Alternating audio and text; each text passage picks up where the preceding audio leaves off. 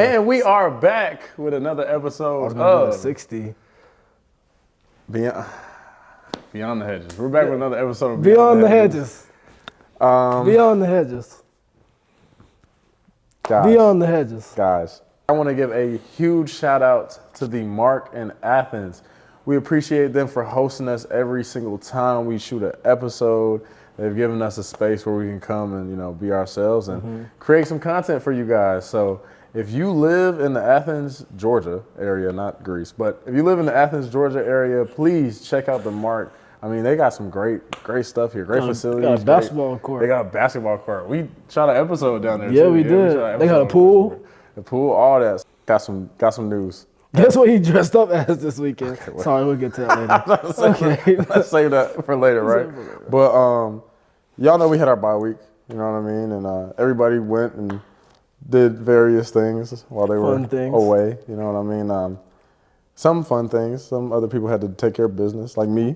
I went back home to vote, okay? Yeah, it was close. Make sure if you can vote, get out there, vote. We need every vote. Did you end up voting? Did you end up voting? No. Let me explain. I went back home on Sunday, and then I drove all the way back just for my mom to have read the date wrong, and the place that I was going to vote at. But it's the thought that counts. I'm going to go back, though. You can go back. That's all that matters. I'm going to drive back on Friday. If at first you don't succeed, try again. Try again. Exactly. Yeah, exactly. I'm going to do that. But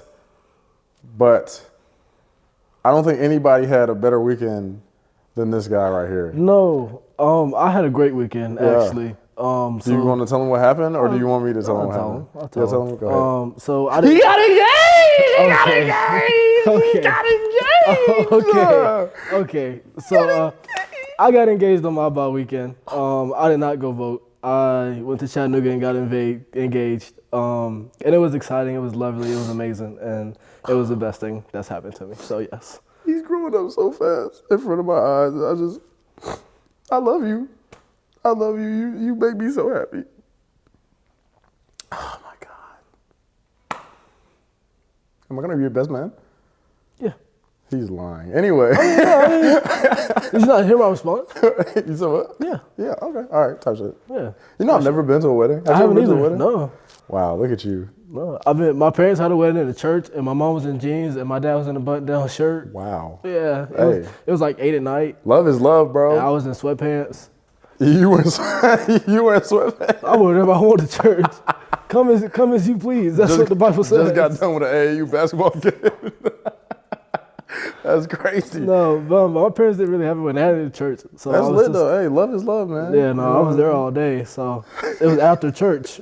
We went to church, second service church, and after the second service, they had their wedding. Hey, maybe you should recreate that. Don't do that. All right. Yeah. I thought it was a cool idea. No, we're not. Yeah. All right. Not a good idea. Okay. Well, y'all wish Malaki congratulations. Say congratulations in the comments. Y'all feel me? Thank you. Man. Anyway, let's get into some football. Let's get to it. Let's get into some football. Everybody want to know. Yeah, bye week was cool. Came off the bye week, and now we got Florida coming up. Yep. Yeah. Yep.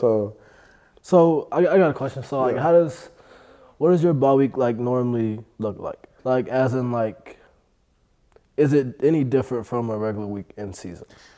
I think so. I think it is because you have more time to focus on the issues within the team.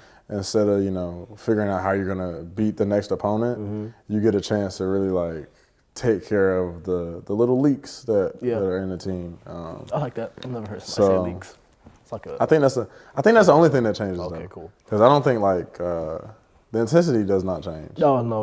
If anything, it goes up. Yeah, because we don't have an opponent. Exactly. It's we're gonna practice a little bit harder because you'll recover. Yeah, you'll recover. You'll be fine. Yeah, you'll be fine. You get a day and a half off. Yeah, bro. You get to drive home. Yeah. You come back Sunday. Yeah. You'll be fine. So I think that's the only real thing that changes is just your focus on what you get to improve on. And then chemistry too. You get to build chemistry because now you have an opportunity to hang out with your guys and and not all be about how are we gonna beat this team this week? How what's the game plan? How much film have I been watching and things like that. that's a good question. So, like, for you specifically on your bye week, like, what did you go in focusing on, really? Now, I'm talking to you, not really the team. Yeah, like what did me Malaki individually. improve? Yeah. I think, when you look back at it, I think the one thing about being at Georgia, like as a group but individually, you end up playing your best ball at the end of the season. Yeah. Like as the season goes, you end up playing your best ball. And I think, looking back on it, I really took like the week to work on, just being more aggressive.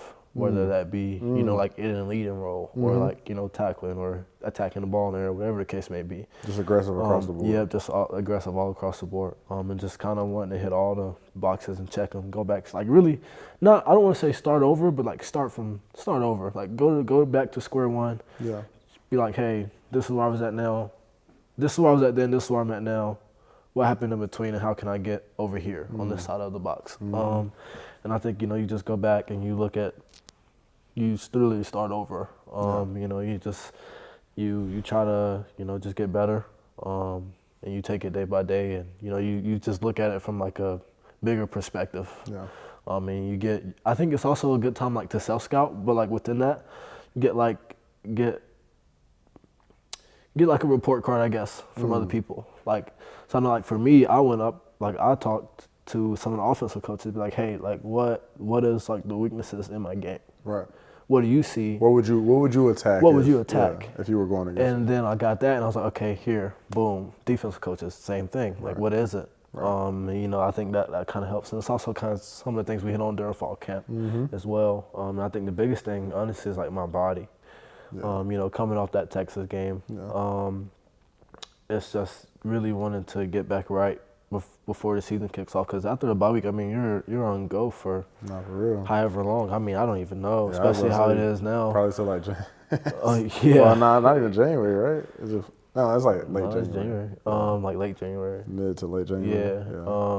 So it's just really just trying to get your body right and get your mind in the same state that it needs to be in to be able to kick on for the rest of the season. Yeah, bro. Trust me, I know about the body part, bro. Yeah. What about you, man? Me, I see you're. Oh yeah, man. No brace. Crutches, no brace. You drove today? I drove. You've been walking? Yeah. A lot has happened. Yeah. Like you said, you get to kind of be aggressive.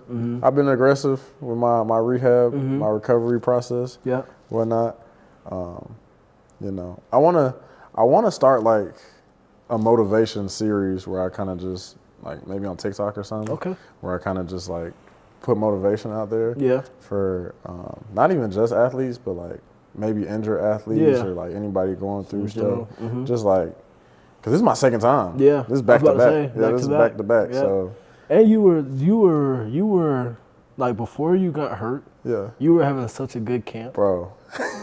like literally like the day you got hurt, I was talking about it and I was like, bro, Miles is just like having such a good camp. Yeah. Like he's gonna have a big role in this year. Bro. And I was like, and it's funny because so the way it works for everybody that is not in the mix is like when you're not playing yet, like when you're a scout or whatever, you usually go with the opposite side. So like you go to the defense to see who you're gonna be imitating for the week, trying to give a good look and whatnot. And so like I seen Coach tell dude next to me like, yo, go with defense today. I was with you. Yes, bro. You was standing right there with me. He was you. like, yo, go to defense today. And so like I had already been doing that, so I figured like, he walked up to you. I'm gonna go to defense today, like you know what I mean? And he walked up to me and he was like, you know where to go? And I was like, yeah, I already know, go to defense. And he was like, no, you're with offense today. And I was like, oh. I said, oh. I was like, oh, we lit. I looked at Malaki, I said, I'm with offense today. I said, oh. Yeah, man, so, yeah. But, like I said, I want to start a motivation thing just because for me, I don't really, it's a battle. Like, it's not just a physical battle. You know what I mean? It's a mental battle for sure. And it's hard. Yeah. It's hard. And then I'm not a very emotionally intelligent person. So I'm not good at like asking for help and things like that. But there's value in it. And like throughout this 2 years in this process, I've learned a lot I was about to say, about it's taught just you a lot. like about your mental health and how you approach issues and things are gonna go wrong. Yeah. You know what I mean? Like it's gonna be trials and tribulations wherever you at. If you got $1 million, you still gonna be going through something. So I don't know. I just want to use like my experience, my pain, my all that, and try to pour back into somebody else that might be going through something similar. And who knows? They might see it and it might change their perspective on something. Yeah. Just try to use this for good. Maybe no. it's a sign. Yeah, and I think you'd be really good at it too. Yeah. Especially because we've been in this process for such a long time, and you do learn a bunch of things, and like one, you're good at talking to people. Yeah. Two, like you're just natural at doing things. Yeah. And three, it's not like you're just talking about it. Like some people just talk about stuff and they've never. Yeah, I'm living it. You're living it, and you've been through it. So like it really gives you insight. I think sometimes people like they feel like like when you're trying to give motivation, it applies to one thing. Yeah. Like maybe whatever this happened to me when I was little, or whatever the case may be. Like it's not all the same, but like at the end of the day, you're going through something. Yeah. And like the main goal to get through something is to get to the other side. So like whatever that is and that message, like you can apply it to different situations. I think you'd be really good at just picking that up and putting it into places and people picking that up and hearing it from you. Yeah. Well, y'all let me know. Y'all let me know if y'all want to see that. And if enough people say they want to see that, then I'll get started. Start cooking up since I got a little more free time. Yeah, man. Bro, you seen that Hail Mary? Yes. Bruh. Hey, I ain't gonna lie. How you as a DB, right? Yeah. You seen bro celebrating and getting the crowd pumped up? So it was actually because I didn't watch the game. Yeah, I didn't see it either. I didn't watch the game, but I saw that. I saw the clip. And after I saw the clip, I went and I did my study film on. Yeah. One, I think is very ironic because the same dude that was taunting the other people, he's the reason why. You feel me? He's not the only reason. Don't get me wrong. He's not the only reason. Yeah. But it hit his hand at the end of the day. He smacked it. Yes. He tipped it. I think when you look at it, when you break it down from a defensive perspective, one, you don't ever. The game's not over till it's over. It's not over until it's 0-0. Yeah. The funny thing, I saw the clip of him talking to the sideline, and there's this fan. There's this Bears fan that's yelling at him, telling him to go because the ball's already snapped. Yeah. And he's just sitting there. And he's still sitting there like. So in that situation, when you're you have people it's usually your corners and your safeties, but they're on somebody and they box people out. Yeah. And then you have jumpers. You usually have two jumpers. There's either one or two. That are there to bat it down. Yes, if you have two jumpers. The other people box out, right? So your jumpers can jump. But with that, people are going to move around. Right. So people who are boxing out have to be able to move around so the person that's jumping has space to jump. Yeah. I didn't see anyone box out. Coach Malaki here, y'all. And then the second jumper, you never jump unless the ball's in the end zone. So if this is the boom, I'm about to. So boom, lay it out. Here, right? Okay. So if this is the start of the end zone, this is the back of the end zone. I know y'all can't see this, but he's really in depth right now. Go ahead. No. If the ball's right here, even if the ball's right here, if it doesn't cross the plane, you don't jump. Okay. Because the second jumper is in charge of tips.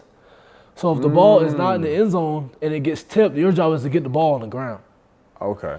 So with that being said, there should have been a second jumper. Second guy behind him. I got you. With him. So when the ball got tipped, all he had to do was smack it on the ground. That's it. But instead of a second jumper, it was a exactly. And I think that's not. I don't want to say karma because I don't know. But it's ironic. It's very ironic when you look at it, and he's the one that's taunting, and then the play ends up being not completely his fault, but partly his fault. Yeah. I think it's a crazy way to end the game, and I wonder what that session of film is going to look like. Did you see the clip of Caleb Williams? Bro, yes, bro. I didn't see it, but somebody brought it up, and I didn't see it. So, I ain't gonna lie, he had a valid reaction. That's the only reaction that you can have to that situation. He watching it, he said, "Oh," he just started going. He's like, Like you just start going off on the side. That's the only reaction you can have, bro. Like imagine you play a great game and you like, bro, we good. One more play, bro. Just one more play. One more. And you just watch this and you like, oh my God. So like, what are your thoughts first of all, and then second, what are you taught in that situation as an offensive player? Because you play running back, receiver, whatever, quarterback, tight end, you play everything. So. Thanks, bro. slight little play. Appreciate that. Value. But I think one great execution. You know what I mean? First of all, they gave him enough time, the quarterback enough time to move around and then be able to actually get a throw off. Great throw. Yeah. It had great distance, hang time, all that.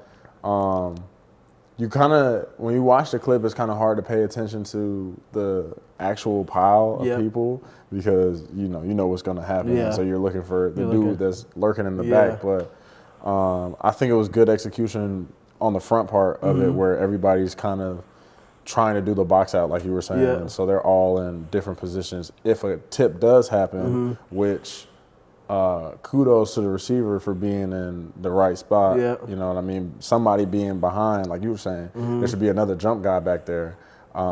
He played the perfect position to be ready for if this thing gets tipped. Yep. I need to be back here. Yeah. So I think it was just good, really good execution all across the board. And then probably a little bit of luck of just being in the right place at the right time, but like having the focus and concentration to still catch that, because that's a situation, you know what I mean? Like some people will fold in that situation to actually drop it. So it's like one of the easiest balls to drop. Though. Yeah, it really is. And so for him to be focused the whole time, he sees it gets bat, and he still makes the catch and scores a touchdown. I think like that you can't really draw it up much better than that. You know what I mean? You call a Hail Mary, and it's exactly what it's called. It's a prayer. You know what I mean? You're throwing up a prayer. So we got a good game coming up, man. We got to go down to Jacksonville, Florida. Man, it's gonna be a great game. I got a question. If you were the commissioner for one day of the SEC, would you move it out of Jacksonville, or would you keep it, or like what would you do with the location of the game? Georgia, Florida. Where are you doing? No, I think you keep it in Jacksonville. Really? I think you do. I think that's like. Really? It's historic, bro. Yeah? Yeah. Okay. And like, have you been like as a fan before? No. Yeah. So I think I've never been as a fan, but like I know my family has. Like my mom and my dad went a couple times, and like my aunties and all them have gone. So I know they tell me like it's the best game of the year for them. So I think from like if I'm the commissioner, I'm looking at it from the fan perspective, like what's going to give them the most enjoyable experience. And so I think that's why you keep it there. Yeah. But like player wise, you know, it's windy there every time because it's on the river, right? So player wise, like playing in the dome would probably be more ideal. Yeah. You know, if that is our neutral site. Yeah. And Georgia is the dome, so. Yeah, I would keep it there. Okay. Yeah. Cool. What would you do? I would move it. You move it? Where would you move it? And like not even because like I love playing Jacksonville. Yeah. I really do. Yeah. And not even because like I don't think that's a neutral site. It's still in Florida. I see what you're saying. It's still in Florida, and I'm not saying like if we're having a neutral site, let's go to South Carolina and play. Like that's a true neutral site. I hear you. You feel me? But the Benz is not. That's why we wouldn't play in the Benz. I wouldn't move it to the Benz. But that's our neutral site. But that's not a neutral site. It's in Georgia. That's what I'm saying. You can't have a neutral site in the state of one of the teams that you're playing in. That's just because it's not at their stadium doesn't. For me, just because it's not a stadium doesn't qualify as like a neutral site. I think I would go. You know, I would go back to one at Georgia, one at Florida. Mm-hmm. I would just go back to that series. Just have us going back and forth? Being at home, being away. And I think either way, I think fans will still show up either way because it's such a big rivalry and it's such a good game. You know, like they have a really good team. You know, they got a young quarterback who has, you know, gave life to their team. Yeah, doing some big things, man. Yeah. Which is, I mean, they're playing their best ball right now, which is awesome. And I'm excited to go down there and compete, play in Jacksonville. And they got a really good team, and we're very well coached. Yeah, man. I'm excited to see my boys ball out, man. No cap, like. Oh, bro. So look, hey, last week, right, or 2 weeks ago, we got to talk about. We're missing Dan and we're missing Jonelle because of 2 targeting calls, right? I have an opinion on targeting. I don't get you. And I I feel like, for me at least, and you tell me what you think, because you can get targeted on offense too, right? Yeah. So, Yeah. for me, bruh, I don't think you should be ejected for your first targeting. Yeah. I think like, That's fair. yeah, I think like Kind of tech in basketball. Yeah, like a tech in, exactly. Yeah. I think it should be like a tech in basketball. Yeah. Because that just makes sense. Like, Yeah. I don't think like you don't do it on purpose Yeah, a lot of the time. I was about to say, yeah. Yeah, like most of the time it's an accident. Exactly. Oh, damn. If not every My fault. time it's an accident. Like Yeah. there's sometimes where it's malicious. You Yeah, see what I'm saying? But exactly. just like a flagrant in basketball, I think it should be treated just like that. Exactly. After your second one, then I think you should be ejected. Yeah. But your first one, where you're just trying to, you're making a football play. Yeah. He lowered his shoulder and his head, and you're going down there to try to match it because the low man wins. Exactly. So you got to get as That's low the as name he of the gets. game. Yep. So I don't know, bro. I just think like I don't like that rule, and it's like it's so aggressive for something that is not innately malicious. Yeah, I think like it's tricky because like you look at it and like you said, like the lower man usually wins. That's just how the game goes. And like at the defensive player perspective, like especially like on the passes are like probably like the scariest thing like for a DB coming downhill. Because if I'm running and you catch the ball and then you turn around and then like I'm like not leaving my feet, but I'm already like initiating like how I'm gonna hit you. Yeah, you already. And then like you duck at the last minute. Yeah. There's no way I can get under you. Exactly. So like I gotta hit you however it plays out. Like how often is it? Because they'll be like, oh well, they just need to practice their tackling form or like improve on their tackling form, but. How often are you going to be in a position where the person is standing still in front of you? That's what I'm saying. You know what I mean? And it's one of those things that you can't practice. Like you can't practice not how to get a target. Now they teach you see what you hit. Yeah, keep your head up. And that's the best thing you can do. But like you facts. can't go out and practice. And I think I agree with you. I think it should be treated like basketball. Right. I think it's weird. Because sometimes it really is an accident. Yeah, sometimes it happens on purpose. You can obviously tell when it's on purpose and when it's just a football play. Yeah. And I think it's weird because they just changed the rule not too long ago about the whole thing. But with that being said, some guys being out like Dan Jackson and Jonell, I think it's gonna give an opportunity for some guys to come in and step up and play. Yeah, especially like KJ. Yep. KJ, who's been having a good season, he gets to come in and shows his talents and just go out there and be free. I think Jacory's gonna have a chance to come in and play. And I think Corey. I think I think it's gonna give a bunch of people just like. Opportunities to step up in big ways, and people on special teams too. Like not even on the defense side of the ball, but like when you look on special teams, like people are going to have to step up. Yeah. And I think like the biggest thing is like you don't have to, be Superman or be something special. Just be yourself. Like go out there and play your role, and everything will work out how it should. Do your 111. Exactly. And I think it's tricky. The whole situation is tricky. I didn't even know you could like try to appeal it. I didn't know that was a thing. Oh, you can? I guess so. Oh wow. But I guess it never really works out that way. But I'm excited to see what those guys do, man, and I'm ready to go out there and battle with them. And I'm happy that they're getting a shot because you put in the work and you work while you wait and you foster that time of just working and putting in work and then you get a shot. So I'm excited to see what they do with it for sure. Man, I'm excited too, man. Hey, keep your head up when you tackle, bro. I got you. Because I don't want you standing on the sideline next to me. AB. You don't need. That's so crazy. AB. My guy, AB. Yeah, keep your head up, bro. NOD. Oh, NOD. Oh, bruh.